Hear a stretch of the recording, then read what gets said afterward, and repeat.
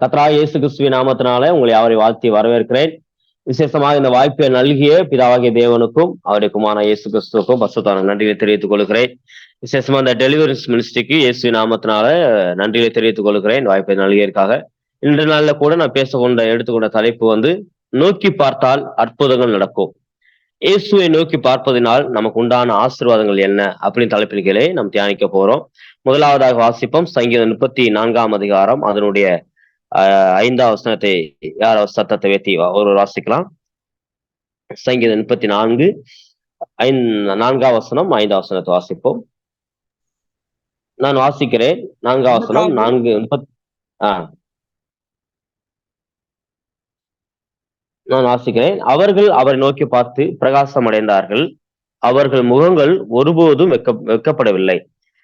வேதம் சொல்லுகிறது, இயேசுவை நோக்கி பார்க்கிறவர்களுடைய முகங்கள் ஒரு நாளும் வெக்கப்படாது. பரிசுத்த வேதாகமத்திலே ஆதியாகமத்திலே வெளிப்படுத்த வரைக்கும் நம்ம வாசித்து பார்த்தோமானால் நோக்கி பார்த்தல் இது எல்லாமே விண்ணப்பம் எல்லாமே எதை குறிக்கும் அப்படின்னா ஜெபிப்பதை குறித்தும் இயேசுவை நம்ம அண்டிக் கொள்வதும் கர்த்தராகிய இயேசு கிறிஸ்துவை பிடித்துக் கொள்வதையும் அதை குறித்து தான் இங்க அதிகமா சொல்லப்படுகிறது. சங்கீதம் 34 அதிகாரத்திலே தாவீது அவர் வாழ்க்கையின் அனுபவத்தை அவர் எழுதுகிறார். ஒவ்வொரு காரியமா எழுதுகிற போது பாடுகிற பாடல் தான் சங்கீதம். சங்கீதம் 34 சங்கீதம் ஒரு விசேஷமான சங்கீதம் சொல்லலாம். ஏன் அப்படின்னா சங்கீதம் 34 சங்கீதத்தை இப்படி ஆரம்பிக்கிறது, தாவீது அபிமெலேக்கு முன்பாக வேஷம் மாறின பொழுது அவனால் துரத்தி விடப்படுகையில் பாடின சங்கீதம்.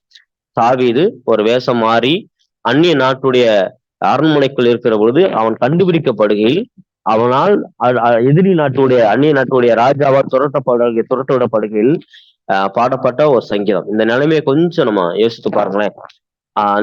அவன் துரத்து விடப்படுகிற ஒரு அனுபவம், யாருமே இல்லாத ஒரு நேரம், அபிஷேகம் பண்ணப்பட்டவன் கர்த்தரால் தீர்க்கதரிசியாகிய சாமுவேலால் அபிஷேகம் பண்ணப்பட்ட ஒரு பெரிய தேவ மனிதன்.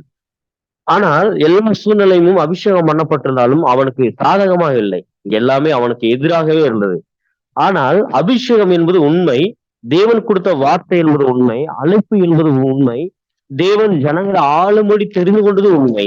ஆனா ஒரு நேரம் வருகிற பொழுது கர்த்தரே தாவீது அவர்களை ராஜாவா என்ன செய்தார்? அபிஷேகம் பண்ணின மாத்திரமல்ல, ராஜாவா நிலைநிறுத்தினார். அதற்கு முன்பதாக இந்த தாவீது பல இன்னல்களை அவர்கள் என்ன செய்தார்கள்? சந்தித்தார்கள். நம்ம வாழ்க்கையிலும் கூட நமக்கு ஒரு சூழ்நிலைமைகள் வருகிற போது நம்ம சோர்ந்து போயிடக்கூடாது. எந்த பிரச்சனை வந்தாலும் சோர்ந்து போயிடக்கூடாது. நம்ம அழைத்த தேவன் உண்மையுள்ளவர். ரோமர் புத்தகத்துல போட்டிருக்குது, கர்த்தரோ உண்மையுள்ளவர், அவர் அழைத்த அழைப்பும் கிருபாவர்களும் மாறாதவைகள், என்றென்று மாறாது. அதனால பிரியமான தேவனுடைய பிள்ளைகளே, உங்களை ஆண்டு அழைத்திருக்கிறார், உங்களை என்ன ஊழியத்துக்கு அழைத்திருக்கிறார், அபிஷேகம் பண்ணிருக்கிறார். அவரு தேசங்களுக்கு ஆசீர்வாதம் வைக்கும் அழைத்திருக்கிறார். அந்த காரியங்களை கர்த்தருடைய ஆவியை நம்ம கூட்டிருக்கிறாரு. பெரிய காரியங்கள் நிச்சயமாக நமக்கு செய்கிற தேவனா இருக்கிறாரு. சங்கீதம் 34:5 சொல்லுகிறது, அவர்கள் அவரை நோக்கி பிரகாசம் அடைந்தார்கள், அவருடைய முகங்கள் ஒருபோது என்ன செய்யப்படவில்லை? வெக்கப்படவில்லை. வெக்கப்பட விட மாட்டேன் நம்ம ஆண்டை நோக்கி பார்ப்பதனால் முதலாவது நம்ம கிடைக்கிற ஆசீர்வாதம் என்ன அப்படின்னா, நோக்கி பார்ப்பதனால முகங்கள் வெக்கப்படாது. பைபிள் சொல்லுகிறது, அந்த வசனம் எனக்கு ரொம்ப பிடிச்சது. 34 நோக்கி பார்க்கணும். இயேசுவை நோக்கி பார்க்கிறப்ப முதலாவது நம்ம வாழ்க்கை என்ன நடக்குது அப்படின்னா பிரகாசம் வரும். இப்ப நோக்கி பார்ப்பதனால நம்ம வாழ்க்கையில, நம்ம குடும்பத்துல, நம்ம ஊழியத்துல, நம்ம பிசினஸ்ல, நம்முடைய எல்லா காரியங்களும் விசேஷமா சங்கீதம் 1 போட்டிருக்குது, அவன் செய்வதெல்லாம் 1:6 போட்டிருக்குது. நம்ம டெய்லியும் வாசிக்கிற பொழுது, கர்த்தருடைய வேதத்தை இரவு பகல் தியானமா இருக்கிற பொழுது, அவர் நோக்கி பார்த்து நம்ம ஜெபிக்கிற பொழுது, எல்லா காரியங்களும் செய்யற பொழுது சங்கீதம் 1:6 போட்டிருக்கு, அவன் செய்வதெல்லாம் வாய்க்கும். 1:4 சொல்லுகிறது, அவன் நீர்க்காலின் ஓரமாக நடப்பட்டு தன் காலத்து தன் தண்ணியை திறந்து இளையதார் மரத்தை என்பான் அப்படின்னு சொல்லி கீழே முடிக்கல. எப்படி முடிக்குது அப்படின்னாக்கா 4வது வசனத்துல 3வது வசனத்துல அவன் செய்வதெல்லாம் வாய்க்கும், நீங்க நானும் செய்வதெல்லாம் வாய்க்கும். ஏதோ நிறைய பேர் சொல்லுகிற காரியம், கிறிஸ்தவ வாழ்க்கை என்பது போரடிக்குது, கிறிஸ்தவ வாழ்க்கை என்பது ரொம்ப கடினமா இருக்கணும், கிறிஸ்தவ வாழ்க்கை என்பது ஏதோ நம்ம ஏதோ ஒரு ஏழ்மைன்னு நினைக்கிறாங்க. இல்ல, தேவன் அப்படி சொல்லல.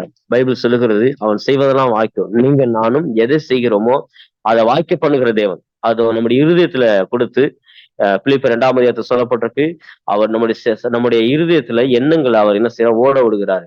வாசிப்போம் பிலிப்பியர் புஸ்தகம்.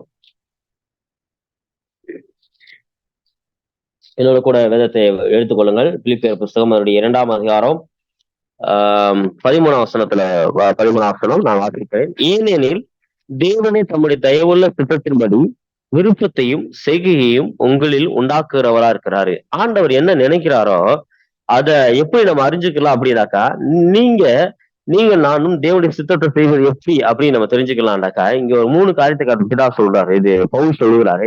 ஏனெனில் தேவனே தம்முடைய தயவுள்ள சித்தத்தின்படி விருப்பத்தையும் செய்கையும் உங்களில் உண்டாக்குறவரா இருக்கிறாரு. ஒண்ணு அவருடைய சித்தம். 2வது விருப்பம். 3வது செய்கை. சொல்லுவோம் 3 காரியம் எல்லாத்துக்கும் வாய்த்தரது.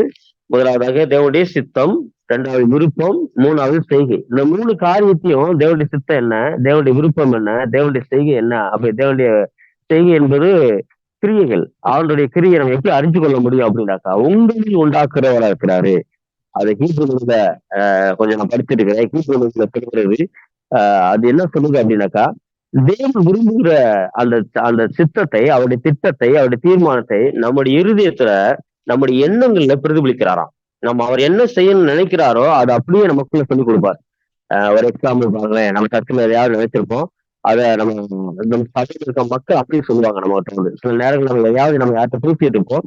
அவங்க என்ன சொல்லுவாங்க, அதே நேரத்துல நம்ம பேசப்படுற காரியத்தை அப்படி பேசுவாங்க. சில நேரங்களில் நம்ம எதையாவது நினைச்சு மனைவியிட சொல்ல நினைப்போம்.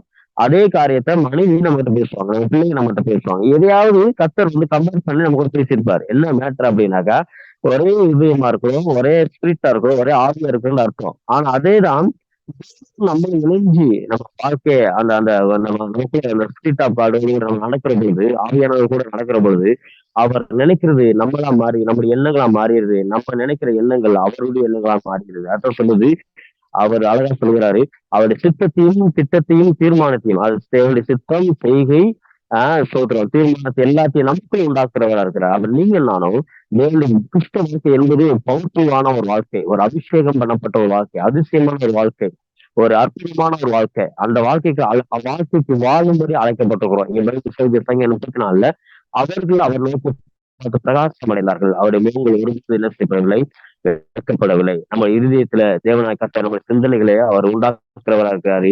அவருடைய சித்தத்தை ஒவ்வொரு நாள் நம்ம செய்கிறவரா இருக்கிறோம். அவருடைய சித்தத்தை செய்கிற பிள்ளைகளாக நீங்க நானும் என்ன செய்யணும் அப்படின்னாக்கா, அவர் நோக்கி பார்க்கணும்.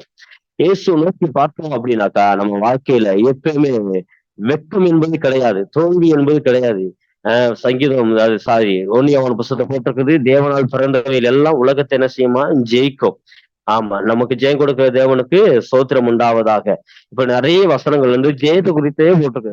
அது 1 கொரிந்தியர் 15 போட்டிருக்குது. மரணம் ஜெயமாக விழுங்கப்படும், அப்பொழுது என்ன செய்யப்படும், ஸ்தோத்திரம் அங்க அங்க அழகா போட்டிருக்கு. சங்கீதம் வாசிப்போம். 1 கொரிந்தியர் புத்தகம் அதனுடைய 15 எல்லாம் எடுத்துக்கொள்வோம். 1 கொரிந்தியர் 15 அதுக்கு 57 வசனம். மரணமே உன் கூறிங்க பாவத்தின் பலன், மரணமே உன் கூறுங்க பாதாளமே ஜெயமெங்க, மரணத்திற்கு ஒரு பாவம், பாவத்தின் பலன் நியாயப்பிரமாணம். 57 வசனம். நம்முடைய கர்த்தராகிய இயேசு கிறிஸ்துவினாலே நமக்கு ஜெயம் கொடுக்கிற தேவனுக்கு ஸ்தோத்திரம். நமக்கு வந்து ஜெயம் கொடுக்கிற ஒரு வாழ்க்கை, ஜெயமாய் வாழ்கிற ஒரு வாழ்க்கை தான் நமக்கு ஜெயம் கொடுக்கிற ஆண்டவர். இந்த கால வேலையில இயேசு நாமத்தினால இந்த டெலிவரி மினிஸ்ட்ரியில இறந்திருக்கிற எல்லாருக்கும் இயேசு நாமத்தின அந்த கால நச்சீதை நான் சொல்றேன்.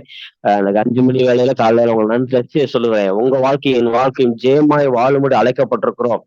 இயேசுவின் நாமத்தினால நீங்க செய்கிற காரியங்கள் ஜெயமாய் மாறும். ஒரு பிசினஸ் தொடங்க நினைக்கிறீங்களா, ஜெயமாய் மாறும். ஒரு ஊழியம் தொடங்க நினைக்கிறீங்களா, ஜெயமாய் மாறும். ஒரு அப்போஸ்தல அழைப்புல இருக்கீங்களா, ஜெயமாய் மாறும். நீங்க எதை செய்யறீங்களோ அது நடக்கும் என்று ஆவியானவர் சொல்லுகிறார்.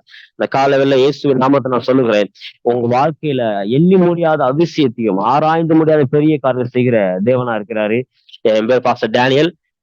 நான் மதுரை இந்தியாவில தமிழ்நாட்டு பகுதியில நான் இருக்கிறேன். மதுரை மாவட்டத்துல நான் ஊழியம் செய்கிறேன். மதுரை மாவட்டத்துல இருக்கிற ஒரு 11 தாலுகாத்துல என்னுடைய ஊர் ஒரு தாலுகா. திருமுகம் என்ற தாலுகாவை மையமாக வைத்து நான் ஊழியம் செய்து கொண்டிருக்கிறேன். நான் வந்து ஒரு இயேசு அறியாத ஒரு இந்து குடும்பத்தை தான் பிறந்திருந்தேன். எங்க அப்பா வந்து பாத்தீங்கன்னாக்கா, சிறு வயதுல நான் சிறுவயதா இருக்கும்போது எங்க அப்பா வந்து அருவாமலை ஏறி என்று குறி சொல்லுவார். அவர் ஒரு இந்து வைராக்கியமான ஆட்கள். குறி சொல்லுவது ஒரு பரம்பரை, சாமியாடு ஒரு பரம்பரை. அவர் நிறைய குறி சொல்லுவார். திடீர்னு எங்க அப்பாங்களுக்கு நான் 6வது படிக்கிற பொழுது, என்னுடைய வயது இப்பொழுது 38. நான் 12வது படிக்கிற பொழுது எங்க அப்பாவுக்கு செய்வன வச்சு விட்டாங்க. பக்கத்து சொந்தக்கார பில்லிசனை வச்சு விட்டாங்க.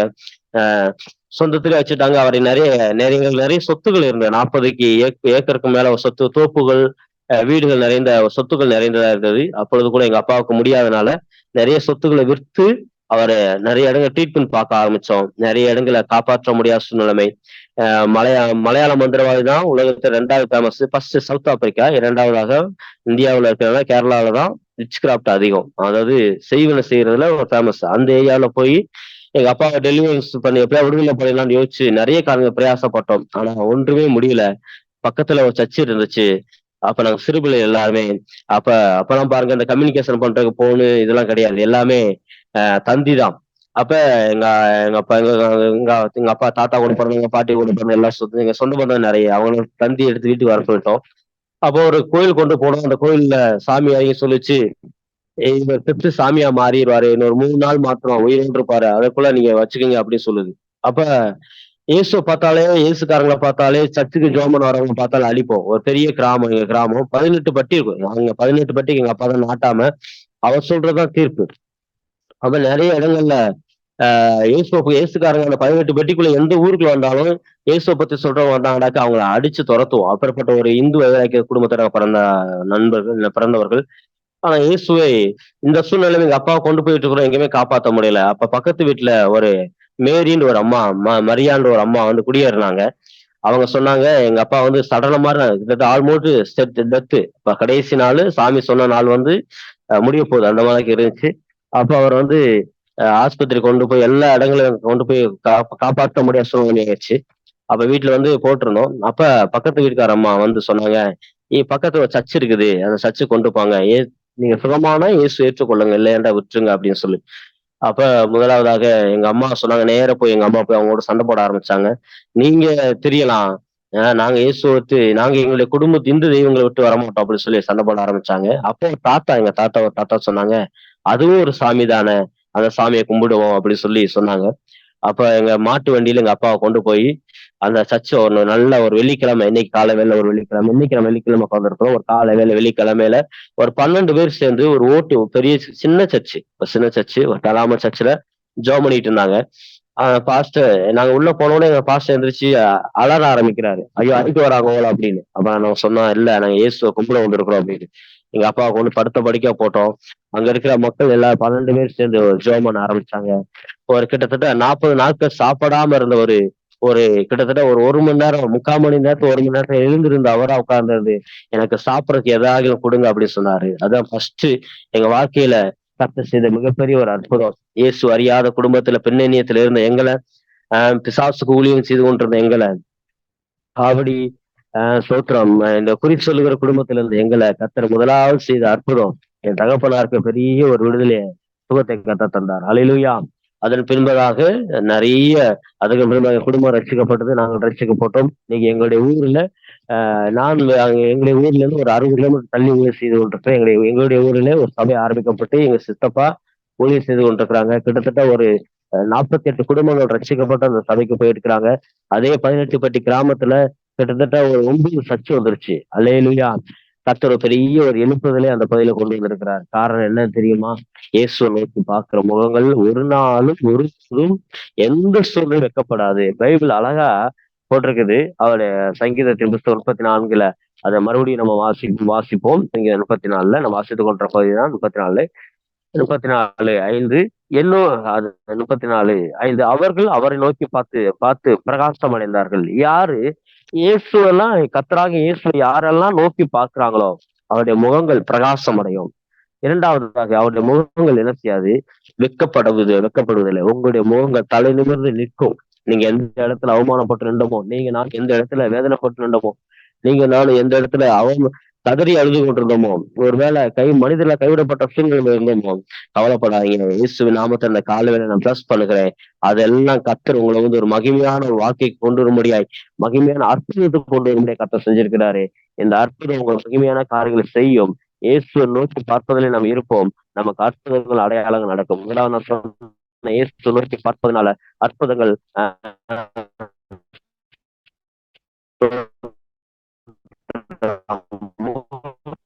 பிரகாசம் அடையும்.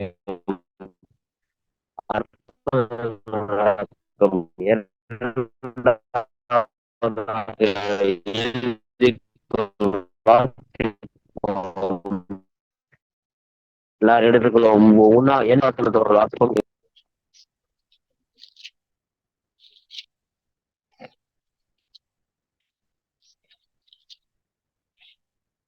கொஞ்சம் வாசிக்கிறேன். எனாமத்தின் புத்தகம் 21ஆம் அதிகாரம் அதனுடைய 8ஆம் வசனம். அப்பொழுது கர்த்தர் கொள்ளுவாய் சர்ப்பங்களை ஜனங்களுக்குள்ளே அனுப்பினார். அவைகள் ஜனங்களை கடித்ததினால் இஸ்ரவேலுக்குள்ளே அநேக ஜனங்கள் செத்தார்கள். அதனால் ஜனங்கள் மோசையின் இடத்துல போய், நாங்கள் கர்த்தருக்கும் உமக்கு விரோதமாய் பேசினதனால் பாவம் செய்தோம். சர்ப்பங்கள் எங்களை விட்டு நீங்கும்படி கர்த்தரை நோக்கி விண்ணப்பம் பண்ண வேண்டும் என்றார்கள். மோசே ஜனங்களுக்காக விண்ணப்பம் பண்ணினான். அப்பொழுது கர்த்தர் மோசையை நோக்கி, நீ ஒரு கொள்ளிவாய் சர்ப்பத்தை உருவத்தை செய்து அதை ஒரு கம்பத்தின் மேல் தூக்கி வை. கடிக்கப்பட்டவன் எவனோ அவன் அதை நோக்கி பார்த்தான் பிழைப்பான் என்றார். இங்க ஒரு கர்த்தர் ஒரு ஆலோசனை சொல்றாரு. ஒரு குறிப்பிட்ட சம்பவம் நடக்குது. இயேசு கர்த்தரா இயேசு கிறிஸ்து என்ன செய்றாங்க, ஜனங்கள் எல்லாமே முறுமுறுக்கிறாங்க.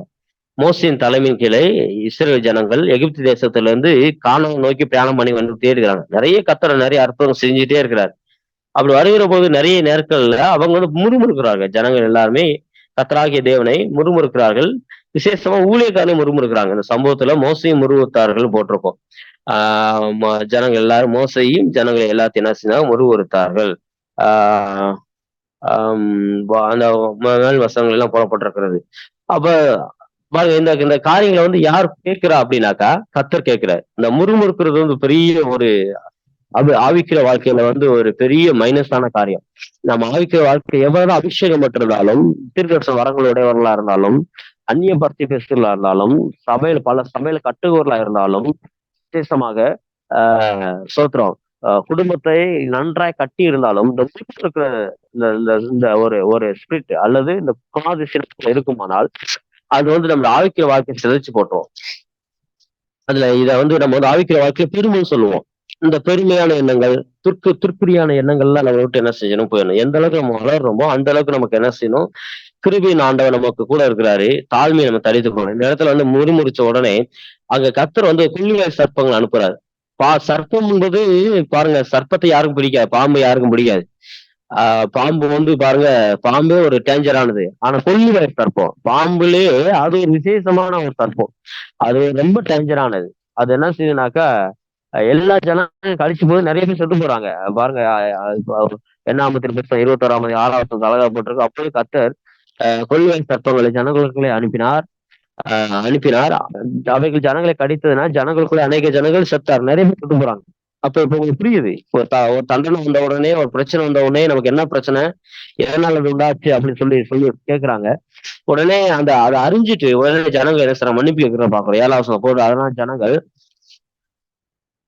மோசையின் இடத்துல போய் அவன்கிட்ட போய் பேசுறாங்க. நாங்கள் உமக்கு விரோதமாகவும் கர்த்தருக்கு விரோதமாகவும் பாவம் செஞ்சோமையா, இது எங்களோட கிரியைகள், இந்த சாபமான கிரியைகளை நீங்க மட்டும் எங்களுக்கு உதவி செய்யுங்க அப்படின்னு சொல்லி ஜெபம் பண்றத நான் பாக்குறோம். அவங்க ஜெபம் பண்ண உடனே, அவங்க விண்ணப்பம் பண்ண உடனே கர்த்தர் ஒரு ஆலோசனை கொடுக்குறாரு மோசைக்கு. மோசை ஜெபம் பண்றாரு. யார் யாரெல்லாம் இந்த கொள்ளிவாய் சர்ப்பத்தை கடிக்கப்பட்டாங்களோ அதே மாதிரி ஒரு சர்ப்பத்தினை செய். அதை செஞ்சு அதை மரத்தை தூக்கி வை. அது யார் கம்பத்தின் மேல் வை. அதை யாரெல்லாம் பாக்குறாங்களோ அவங்க எல்லாம் சுகமாக்கப்படுவாங்க, பிழைப்பார்கள் என்று சொல்லுவாங்க. இந்த கொள்ளுவாய் சர்ப்பம் என்பது எதை குறிக்கும் அப்படின்னாக்கா, கர்த்தராகிய இயேசு கிறிஸ்துவின் கல்வாரியை குறிக்கும். கல்வாரியை நோக்கி பார்க்கிற எல்லாருக்குள்ளும் சாபங்கள், வியாதிகள், பாடுகள், மரணங்கள், மரணத்தின் எல்லைகள் இதெல்லாம் உடைக்கப்படும். எபிரேய புஸ்தகம் அதனுடைய 1ஆம் அதிகாரத்துல அழகா சொல்லப்பட்டிருக்கு. நம்ம எபிரேய புஸ்தகம் வருவோம். எபிரேய புஸ்தகம் 1ஆம் அதிகாரம்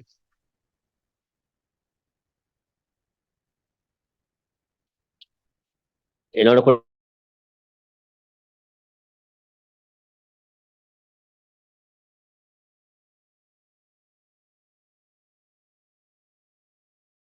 ரத்தத்தையும் உடையவர்களா இருக்க, அவரும் அவர்களை போல மாம்சத்தையும் ரத்தத்தை உடையவர்களா ஆகணும். மரணத்துக்கு அதிகாரியாகிய பிசாசை தமது மரணத்தினாலிருந்து அழிக்கும்படி ஜீவ காலமெல்லாம் மரண பயத்தினாலே அடிமைத்தனத்துக்கு உண்டானவர்கள் யாவரையும் விடுதலை பண்ணும்படி அப்படி ஆனார். சொல்லுகிற மரண பயத்தை வாழ்கிற ஜனங்களை விடுதலையாக்கும்படி இயேசு இந்த பூமிக்கு வந்தார். மரணம் பிசாசு என்பது மரணத்தினுடைய பெரிய ஆயுதம். பிசாசுடைய பெரிய ஆயுதம், கடைசி அஸ்திர ஆயுதம் எதுவும் அப்படின்னாக்கா மரணம். அந்த மரணத்துல பயன்பட்டுருக்குது. ஸ்தோத்திரம் அழகா சொல்லுகிறது, ஸ்தோத்திரம். ஆண்டவர் சொல்கிற மரணத்தை மரணத்தை பிசாசால கொண்டு வருகிறான். ஆனா கர்த்தருடைய பெரிய முதல் முக்கிய ஆயுதம் என்னன்னு தெரியுமா? இயேசு நோக்கி பார்க்கிற பொழுது பிழைப்பார்கள். அல்லேலூயா சொல்லுவாங்க. அல்லேலூயா. ஆமா, இயேசு நோக்கி பார்க்கிறவர்கள் மரணத்தின் பிடியில வாழ்ந்தாலும் கர்த்தர் விடுவிக்க முடியும். மரணத்தில் இருக்கிற ஜனங்களையும் கர்த்தர் விடுதலையாக்க முடியும். உயிரோடு கூட கர்த்தர் எழுப்ப முடியும். அப்புறப்பட்ட அபிஷேகத்தையும் கிருபையும் கர்த்தர் நம்ம தருகிற தேவனா இருக்கிறாரு. என்னுடைய மகள் வந்து இப்பொழுது கூட 5வது படித்துக் கொண்டிருக்கிறார். அவருடைய வயது வந்து 10 வயது. 10 வயது கம்ப்ளீட் ஆயிடுச்சு. 10 வயது. அவள் பிறக்கிற பொழுது கிட்டத்தட்ட பிறந்து ஒரு ஒரு ஒரு 5 நாட்கள் பாப்பா வந்து எங்களை காமிக்கவே இல்லை. ஹாஸ்பிட்டல் நாங்களும் போராடி கொண்டிருந்தோம். கிட்டத்தட்ட பாத்தீங்கன்னாக்கா ஆல்மோஸ்ட் அவ இறந்துட்டா. அவங்களுக்கு மஞ்சக்காமால் அதிகம் வந்து ரத்தம் மாத்திரம் அந்த கச்சிப்பி ரத்தத்துல வந்து ஹெச்பி லெவல் வந்து குறைஞ்சபட்சம் 10க்கு மேல இருக்கணும், 14வது இருக்கணும். ஆனா அவங்களுக்கு வந்து வெறும் 7 தான் இருந்துச்சு. காப்பாற்ற முடியாத சூழ்நிலையாச்சு. அப்ப நான் வெளியே உட்காந்து அழுதுட்டு இருக்கிறோம் எல்லாருமே. ஜெபம் பண்றப்ப கர்த்தர் எனக்கு ஒரு காரியம் செய்தார். நாங்க நிறைய பண்ணுவோம், நிறைய பேய் ஓட்டுவோம். இந்தியா முழுவதும் ஆண்டு கிருபியால மலேசியா, சிங்கப்பூர்ல நிறைய பிரயாணம் பண்ணியிருக்கிறேன். இந்த டெலிவிஷன்ஸ் நிறைய பண்ணுவேன். எனக்கு பிடிச்ச மினிஸ்ட்ரி. அப்ப நான் ரொம்ப ஜெபம் பண்ணிட்டு இருக்கிறேன், உட்காந்து அழுது இருக்கிறேன். அப்ப இருதயத்துல சொல்லுது, உன் ஊழிய அவ்வளவுதான். நீ வந்து நிறைய பேருக்கு ஜெபம் பண்ணி சுகமாகுது. உன் மகன் நீ பறி கொடுக்க போற, அவன் சாக போறான் அப்படி சொல்லுது. ஆனா ஆவியானவர் லைட்டா இருதயத்துல அந்த ஒரு ஆவியார் நடத்துதல் பாருங்க. ஆவியானவர் வந்து இருதயத்துல ஒரு பாரத்தை வச்சாரு. பவுலின் உருமாறுகள் மூலமாக அநேக சுகமானாங்க, சொஸ்தமானாங்க வசனம் எனக்கு ஞாபகம் வந்துச்சு. உடனே நான் எந்திரிச்சு எடுத்து கச்சிப்பை எடுத்து ஜெர்மனி பல அந்நிய பாஷை பேசி அக்கடி ஊதி அந்த கச்சிப்பை என்னுடைய மாமியின் இடத்த கொண்டு போய் கொடுத்தேன். அவங்க அந்த பிள்ளைகள் இடத்த போய் படும்படி வச்சாங்க. அடுத்த 10 நிமிடங்கள்ல அந்த அந்த சோத்திரம் அந்த மஞ்சக்காமல இருந்த அறிகுறியும் இல்ல. சோத்திரம் மறித்து போற தருமாறு இருந்த அவர்களை கத்த உயிரோடு எழுப்பி இன்னைக்கு சுகமா வச்சிருக்கிறாரு. இயேசு நோக்கி பார்த்தா அற்புதம் நடக்கும். இயேசுவின் நாமத்துல அந்த கால வேலை நான் சொல்லுகிறேன். மரணத்தின் காரியங்கள், மரணமான காரியங்கள் வீட்டுல எது நடந்தாலும் இயேசுவின் நாமத்துல அது துளிர் விடும், அற்புதமாய் மாறும். மரணம் படுக்கிற ஜனங்களை கர்த்தர் விடுவிக்க முடியும். உங்களை கொண்டு உங்களை கொண்டு ஒரு பெரிய அற்புதமான காரியங்களை உருவாக்க முடியும். எது இல்லையோ உருவாக்க அவரால் முடியும். தேவ ஜனமே, பிசாசுடைய பெரிய ஆயுதம் மரணம். அந்த மரணத்தை ஜெயிக்கிற வல்லமை கர்த்தர் உங்களுக்கும் எனக்குள்ளும் பிதாவாகிய தேவன் வைத்திருக்கிறார். அது இயேசு மூலமா நம்ம கொடுத்திருக்கிறாரு. பைபிள் சொல்லுகிறது, ஜீவ காலமெல்லாம் மரணம் பயத்துல வாழ்கிற அடிமைத்தனத்தை உள்ள ஜனங்களை விடுதலையாக்க முடியும். அப்படியானார் இந்த கால வேளையில 2 காரியத்தை நம்ம தியானிச்சிருக்கோம். நான் எடுத்துக்கொண்டு தலைப்பறிக்க நிறைய எடுத்துட்டு வந்தேன். ஆனாலும் தொடர்ந்து கஷ்டமா நம்ம தியானிக்கலாம். இயேசு நோக்கி பார்த்தா முதலாவதாக நம்ம முகங்கள் ஆசிரியக்கப்படும். நம்ம ஆசிரியமாக இருப்போம். இயேசு நோக்கி பார்த்தவர்கள் முகங்கள் பிரகாசம் அடையும். 2வதாக இயேசு நோக்கி பார்த்தா நம்ம என்ன செய்வோம் என்றால் சோத்திரம் பிழைக்கப்படுவோம். இயேசு நோக்கி பார்ப்பதனால் நமக்கு உண்டான மிகப்பெரிய ஒரு ஆசீர்வாதம் பிழைப்பாய். பைபிள் சொல்லுகிறது மத்திய 4:4 மனுஷன் 44 மாத்திரமல்ல தேவனுடைய வாயிலிருந்து புறப்படும் ஒவ்வொரு வார்த்தையும் பிழைப்பாண்டு என்று எழுதியிருக்கிறபடியே கர்த்தர் உங்களுக்கு எனக்கும் அவர் வாழ்க்கையை தந்து ஒரு பிழைக்கிற அனுபவம். கிறிஸ்தவ வாழ்க்கை சாகுற வாழ்க்கை கிடையாது. கிறிஸ்தவ வாழ்க்கை அடிமைத்தன வாழ்க்கை கிடையாது. கிறிஸ்தவ வாழ்க்கை ஏதோ ஒரு சாதாரண வாழ்க்கை கிடையாது. நீங்க நானும் ஆசீர்வாதம் மார்வலஸ் ஆஸ்வதிக்கப்பட்ட ஒரு முறையாய் ஒவ்வொரு நாளும் அதிசயங்களை பார்க்கிற ஒரு நாளாய் இருக்கும் என்று இயேசு நாமத்தை உங்களை வாழ்த்துகிறேன். கர்த்தர் உங்களை ஆசிரியப்பராக இந்த வாய்ப்பை நல்கியே பார்க்கிறவர்களுக்கும் உங்களுடைய குழுவினர்களுக்கும் ஒர்க்கிப் நடத்தணும் எல்லாருக்கும் நன்றியை தெரிவித்துக் கொள்கிறேன்.